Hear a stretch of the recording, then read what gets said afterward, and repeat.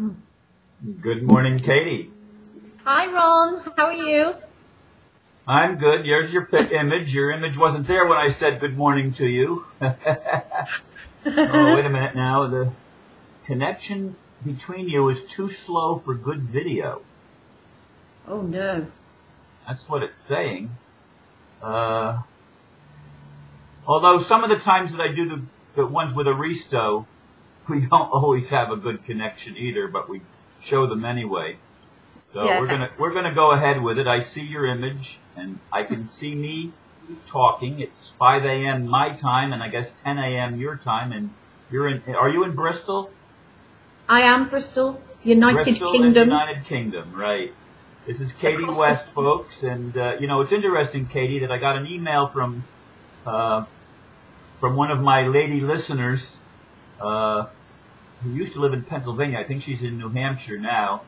But Yeah. she was saying, Ron, I forward a lot of your videos to my friends, and the question keeps coming up, why don't you have more women on? And we actually did a video back in June last year. It was recorded on the 24th and aired on the 25th, as I indicated to you in the little thing that I sent you when we were messaging each other.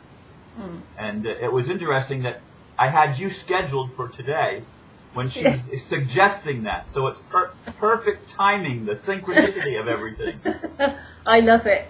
But anyway, I just want to say to the folks that you are the founder of the Group of One. Yeah. And that's groupofone.ning.com or just groupofone.org, because that's what I use to. Yeah, .org. .org is the one I tend to go for, because then everybody will get to the right group. Because there's two at the moment. There's sort of two running side by side, because I'm the old one, which is the one I've been working on for like 3 years or so.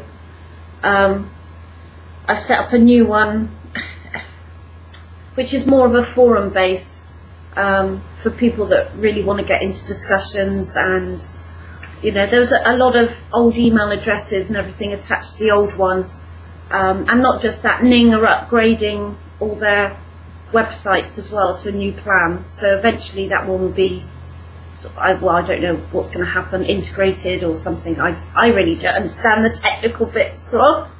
It's all very confusing. Well, I'm not really into the technical stuff very much myself, but I did watch the video that you suggested, The Paradox of Oneness, and I have here on my other computer that sits right next to the one we're recording on, a thing about the Group of One, and I absolutely love your quote there. We are one humanity on this planet. All life is interconnected and interdependent. All share in the universal bond of love. Love begins with self-acceptance and forgiveness. With respect and compassion, we embrace diversity. Together, we make a difference through love. I really like that.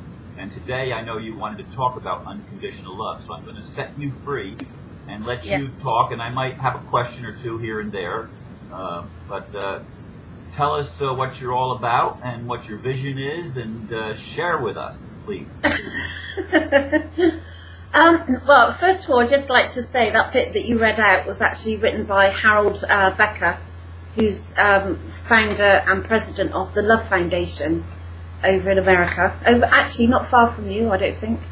And the Love Foundation work in collaboration with the Group of One, inspiring people to love unconditionally. So it's really about loving ourselves unconditionally first. We can't do it the other way. That's right. That's right. We can only give we can only give to others what we give to ourselves first. Exactly. So it's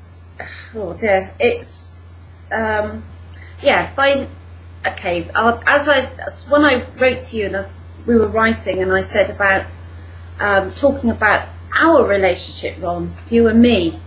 I love you absolutely 100% unconditionally. Absolutely, totally accept you for you. I just look at you and I see myself, just you just being who you are, and you know, finding out who you are. At the same time, I'm finding out more and more every day who I am.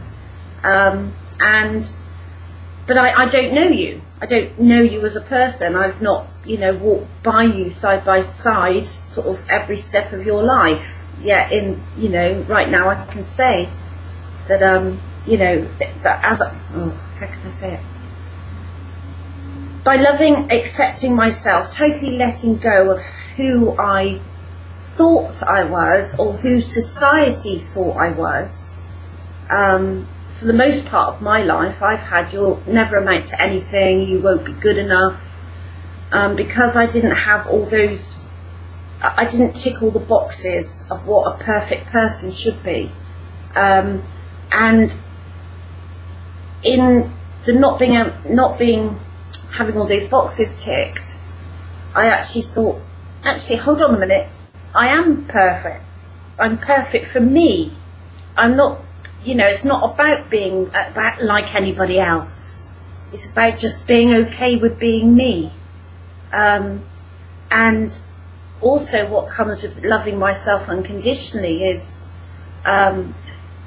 any physical things that happen with me. I just allow the body to naturally heal itself. And that sometimes can be, it can be sort of not difficult for me to do that, because I can do that quite easily now. But the difficulties I've had doing that around other people is because they've not understood what I'm doing. I think I mentioned in a previous, well, I say previous video with you, we've already done one. I feel like we've done loads. Is, you know, sort of years ago, I couldn't say to people, my DNA's upgrading. They would have just looked at me weirdly, or, you know, I would have been carted straight off to the mental hospital. But that's basically, I knew sort of years ago that that's what was happening. There's a lot of changes going on in the world, but one of the biggest changes that is happening is that we are, as human beings, we are changing, we are evolving into a new human, I suppose. You know, I think transmutation of our DNA going on, most assuredly. Yeah, yeah, and it's fantastic that if I was somebody that didn't know what was going on, I'd be very, very scared right now. Very scared, not understanding, you know, all the sort of changes that are going on within the body. But it's natural, it's totally natural for it to happen. So again, the unconditional love is loving myself, and also when I talk to myself, my voice is the voice of God talking to my cells. So I'm always telling myself how beautiful I am. You know, how God universe speaks to me is how I talk to my body, because, you know, it's all the same one thing anyway. So it sounds like you and I are on the same page in that regard. I do the exact same thing. Yeah. Which is why people don't believe me sometimes when I tell them how old I am, although sometimes I feel that old. I won't ask, Ron. 67. Oh, that was the year I was born. Oh, okay.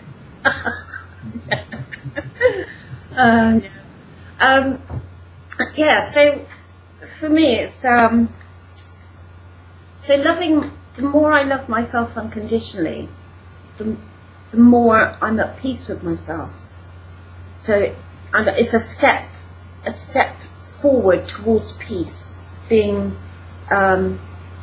peaceful within. And also what's happened along the line is I've found that I can't be around many people. I've become more of a, I suppose, well, it seems like I've sort of become a recluse, but it's not, it's through not being around, how can I put it, I can only be around like-minded people that understand me, and people that, yes, people that aren't you a barber? I am, yes. Then how do you stay around? I mean, do you pre-select all your clients based on based on where they are in their psychology and spirituality? Well, that's interesting. Well, I've actually I've reduced my days down to 3 days a week because I can't do full time in there, because it does actually being around too many. It's being around the spoken word, people talking. I've just spent a couple of days with some fantastic friends, but they do love to talk, and quite often I tried to instigate a 10-minute silence, just so I could just be in their company and just have silence, but it lasted 1 minute, I think, when we tried it. We do so like to talk. Talk. I think it's quite important, actually, to be able to just be silent just for 10 minutes or so every day, and just sort of sit and just be, and just allow the body to just, you know, align itself, whatever alignment that person's in their moment, but just align itself so it can just then come back into the present. I know before my family moved in, I used to have a lot more time for my silence. With 3 grandchildren living in the house with me, plus my daughter and her husband, silence is a lot harder to come by these days. Yeah, it can be, but it's interesting. But also, when with regards to my video that I did, that was based on a theory that I came up with in 2006. But the more I'm following the flow of me and what's right for me, following my feelings, so to speak, as I said, the more I'm finding that peace within, and the more I'm finding that peace within, the more I'm actually sending out a vibration, because however I feel, truly feel, attracts an experience to match it, because I'm vibrational energy. So if Sounds I'm like feeling... Abraham teaching. Is it? Okay, I don't. Okay. Well, we are all one, so... yeah, so basically, I... yeah, sending out that peaceful vibration. Well, I'm not actually consciously sending it out. I am sending it out. It's not something that I'm choosing. Oh, I'm sending this out. It's just being it. I'm doing it. Well, by being authentic, you're automatically doing it. Some people mistake that teaching for, I can only think happy thoughts, because if I feel bad or sad or angry or any so-called negative emotion, then I'm sending out a bad vibration, and you're not being authentic when you're trying to cover that up. That's right. Would you agree with that or not? No, I definitely agree with it. That's sort of loving the self with conditions. That's not unconditional love. That's not just something. Yeah. Yeah. Unconditional love means I am what I am. The good, the bad, the beautiful, the ugly, and everything in between. I'm all of this and more. Yeah. The dark, the light, I'm all of it. You know, a friend of mine was talking to me ages ago about ego, and I said I love my ego. That sent him into a right frenzy, because he'd been, you know, around so many sort of people that say about, oh, get rid of your ego. Well, why? I don't understand why one would want to get rid of a part of oneself. You know, I mean, well, you can't actually get rid of it anyway. You can only pretend. You can only sort of think. That's right, and then you're inauthentic. Yeah. As soon as you go into the pretend mode, you're not being authentic. Exactly. I find it all very confusing, Ron. Honestly, when so often when I see a video, it's like whenever I used to post loads of videos on the old Group of One, or read an article or something that I feel, you know, resonates with me. If it resonates with me, it resonates with someone else. I have to proofread and proof watch every video before I send it out, because there's so much information out there that's not, how can I put it? It's not, well, it doesn't resonate with me, let's put it that way. And resonance is really important. That's part of our guidance system. Exactly, yeah. It's my feelings. I only do what feels right for me in every single given moment. No matter who's around, where I am, doesn't matter. If it feels right for me, then it's the right choice for me. And again, my choices are never someone else's right choices. Unless, of course, they are, unless, somebody else resonates as well. But, and that's sort of where it is. So my feelings are what resonates outwards. Well, it comes in, goes out, but I just follow it.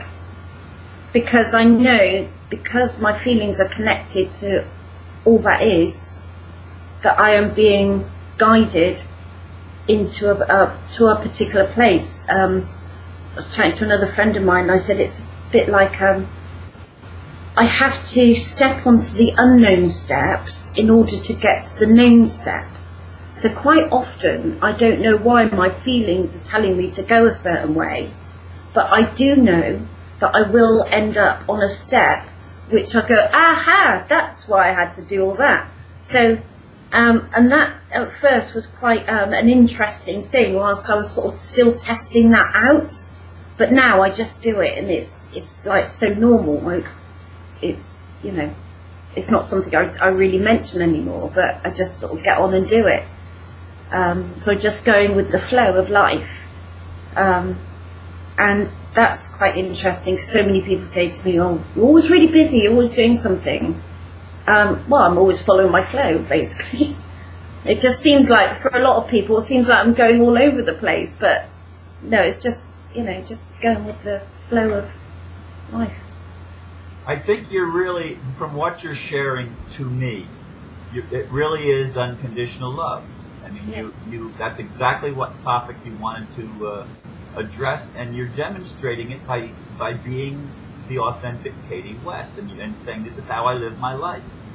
And I'd like to encourage everyone to follow your example, because we'd all be better off if more of us would do that. Yeah.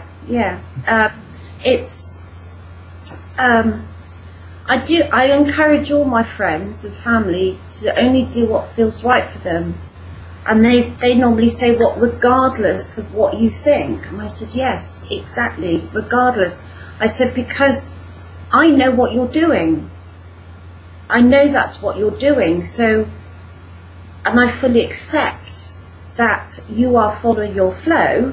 So therefore, and you're just taking yourself into the next grandest vision, the grandest version of the greatest vision you ever held about yourself. So you are actually going with your flow. You're at the right place at the right time for you by following your flow. And because I understand that, I can accept that, because I do it. I am not the sort of person that says, do as I say, not do as I do. You don't should on people? Sorry? You don't should on people? No. Not too often anyway? No, I don't like that word. Should and try are two words I really don't. As Yoda said, was it? Do or do not. There is no try. Yeah, exactly. I love Yoda. Yeah, no, I really don't. I'll probably say I could, but not a should. Yeah, well, we should on ourselves too, and that's one of the issues that we have in trying to live this authentic life. We've been programmed with a certain set of rules, and the inner cop, they've carefully created an inner cop within each of us. Sometimes it's a separate ego that wants to follow the rules and doesn't want to be authentic. And that's the part of the ego that gets us in trouble and makes us our own worst enemy sometimes. But we should on ourselves, and we listen to that one on our left shoulder, that little demon on our left shoulder, to the little angel on our right shoulder.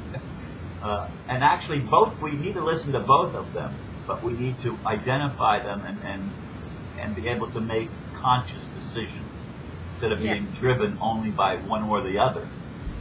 It's to balance. But yes, as you're talking about the okay, let's just call it the mind and the heart. Then let's just say the mind and the heart. That works for me. Yeah, the heart.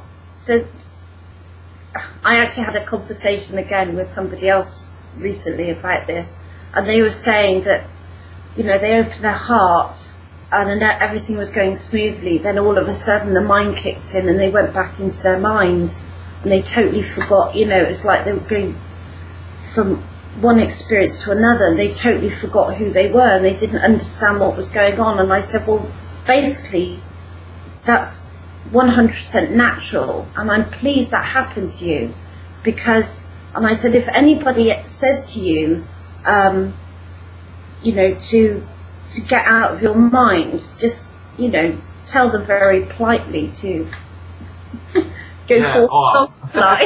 Go forth and multiply. That's my polite way of saying it. I said, because you're following your flow, and even if your flow is going back into your mind, I said, you have, you know, for me, I went back into my mind occasionally because my mind sort of protected me, because totally opening my heart and following my heart and loving everything, all things unconditionally is a really scary experience. If someone's, I mean, I'd never experienced that before, so for me it was an incredibly scary thought. I knew it was going to happen, it just felt right that was what was going to happen. But actually stepping into that experience was very frightening, because you know, again, what are people going to think of me? But, you know, so I encourage, I say to all my friends that have talked to me about this subject, it's good that you're in your mind. I said, because it's all about, at the end of the day, this duality, reality, or whatever it's called, it's all about comparisons. And so it's about living in one space in order to know what the other one's like. So in this, the transitional sort of awakening period, it's going from like, remembering, forgetting, remembering, forgetting, remembering, forgetting. But what I notice with my journey is that the moments of forgetting, the more I experienced remembering, forgetting, the actual forgetting got smaller and smaller. So I remember more and forget more. Yeah, I remember more and forget less. I know what you mean. To a point that I stopped forgetting, and now I just remember. It's like a, you know, it's like anything, isn't it? It's like the evolution of anything. It's like the layers break away, and you'll just end up with what is. Well, too many people want a flatline experience, but in medical technology, that's called death. They don't want all the peaks and the valleys, but that's called life. Yeah, and it's called patience as well. Yeah, because, you know, from my, I believe everything happens at the right time for it to happen, and there's basically, we're just sort of given tools on how to manage it all, and patience is one thing many people find very difficult, and it's in their patience they get incredibly frustrated, and then in their frustrations they get angry, and then it can turn to aggression and all that sort of thing, or other ways people express frustration. But that's the problem with anger. Sometimes it does go into violence, and that's where it goes overboard. But a lot of that, I think, is because people don't accept their anger as a natural feeling. when faced with injustices, for example. Yeah, yeah, exactly. And also the frustration lies with not being understood by others. That was mainly my frustrations when I look back. Not being people didn't understand me, and I used to find it difficult trying to communicate things because of how conditioned people have been conditioned to be. That there's, as you said, there's rules. There's certain rules that how a human being should be. So I used to be I never used to really tell anyone because people throw all these things at me, and it's like, I don't want help. I just want to be understood. Yeah, I find even in my circle of friends, there's many of my friends that I do not yet feel understand where I'm coming from. They want to fix me and make me less negative, as they would see it. How can you fix it? And I think I'm really positive because I own my stuff. Yeah. How can you fix something that's not broken, eh, Ron?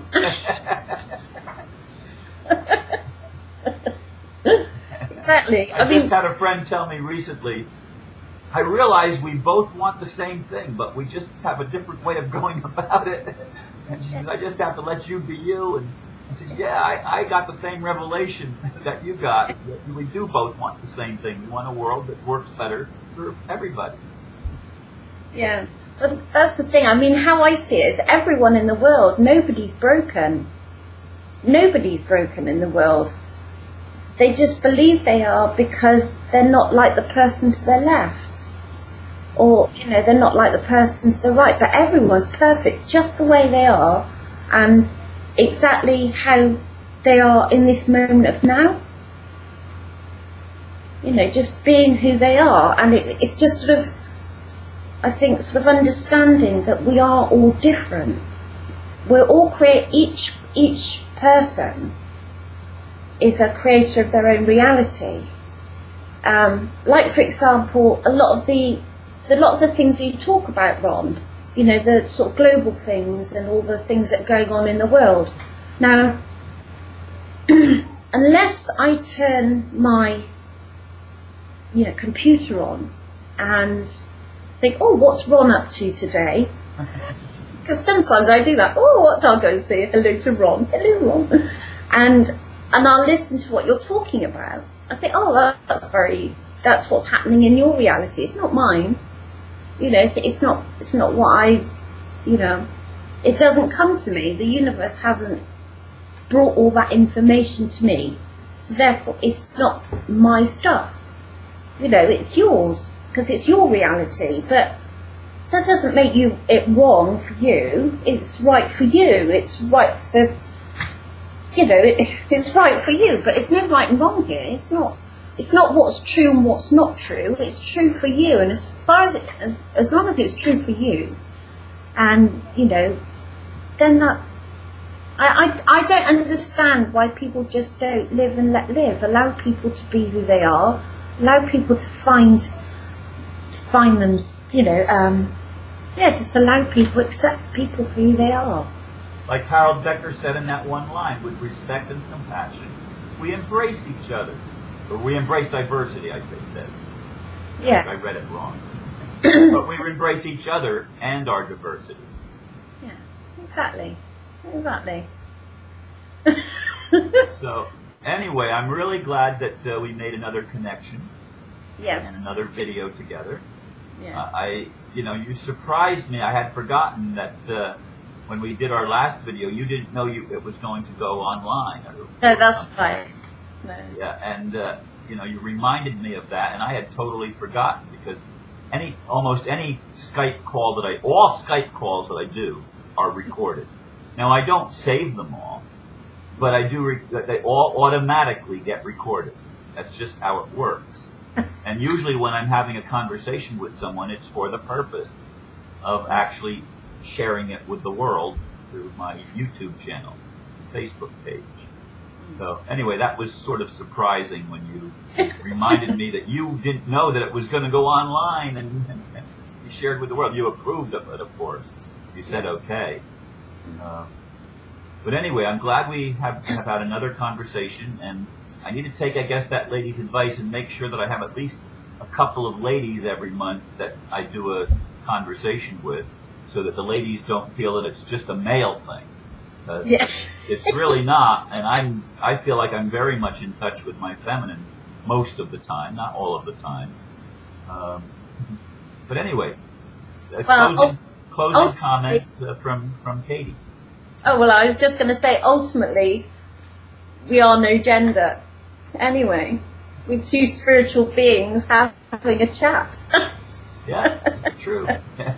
I am very happy that there are genders, though. Viva la difference, la difference.